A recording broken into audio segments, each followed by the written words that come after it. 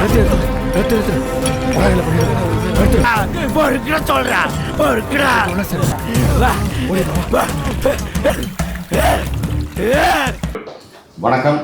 நான் உங்கள் குட்டிக்குடி சரவணசக்தி பேசுகிறேன்.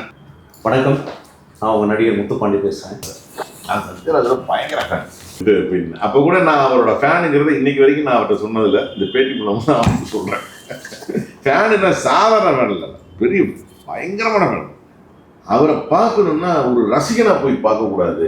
அப்போ என்ன பண்ணுறேன், எனக்கு வந்து அவருக்கு என்னைய தெரியாது. நான் வந்து ஒருத்தனை சொன்னேன், நீ அசிஸ்டன்ட் டேரக்டர் இன்ட்ரடியூஸ் பண்ணி விடுறேன். அப்படியா சொல்லிட்டு அசிஸ்டன்ட் டேரக்டர் என்ன இன்ட்ரடியூஸ் பண்ணி அவனை சத்யராஜ் ஒரு கதை சொன்னேன். நீங்கள் நம்பவே மாட்டீங்க, சத்யராஜ் நான் கதை சொல்லி அந்த கதை ஓகேன்ட்டாரு. நான் அப்போ எனக்கு டேரக்டரை பற்றி அப்புறம் நம்ம எங்கேயோ வார்த்தை விடும் போது பையன் கதை நல்லா தான் சொல்றான், ஆனா தொழில் தெரியாது அப்படின்னு கண்டுபிடிச்சிட்டாரு.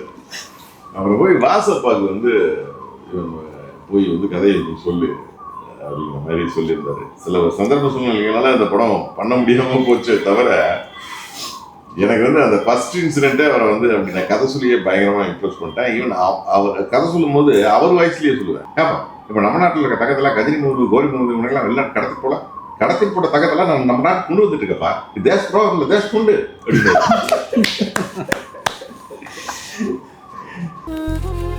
காடு மலைன்னு போன மலையூர் மக்க இனி கக்கூஸ்ல போவீங்க, கவலைப்படாம போக முடியா?